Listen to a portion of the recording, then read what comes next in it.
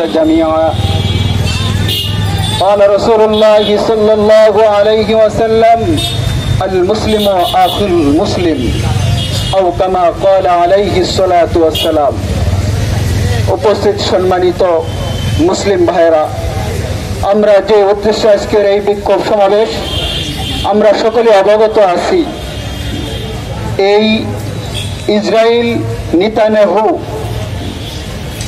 আমরা ইতিহাস জানি, ফিরাউন নমরুদ তাদেরকেও ছাড়াই গেছে। কথা বলেন ঠিক কিনা? এই জন্য এর তীব্র প্রতিবাদ আমরা জানাচ্ছি। যেহেতু আমরা বিক্ষোভ আগেও করছি, এখনো করতেছি, এটা আমাদের ইমানি দায়িত্ব। আমাদের বাংলাদেশের প্রধান উপদেষ্টা, আমি মনে করি তিনি বিশ্ব নোবেল জয়ী। আমি তেনাকে বলবো, তিনি যেন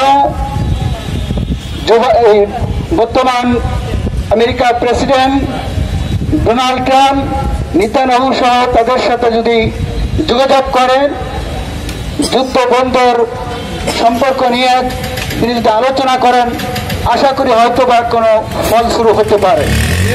এই জন্য আমি আমাদের বাংলাদেশের প্রধান উপদেষ্টা তেনাকে আমি বলবো যেন তিনি এই যুদ্ধবিরতির জন্য আলোচনা করে অতি দ্রুত যুদ্ধ বন্ধের তিনি সিদ্ধান্ত নেওয়ার পরামর্শ করেন, এই আবেদন করছি। আরেকটা সংক্ষিপ্ত বলতে চাই, আসলে বড় বড় মুসলিম রাষ্ট্র এখনো যদি আমরা ঘুমিয়ে থাকি, আজকে আমার মুসলমান ভাই তারা শহীদ হচ্ছে, সেই গাজা ধ্বংস করে দিচ্ছে, কালকে আরেক দেশ ধরবে, পরশুদিন আরেক দেশ ধরবে।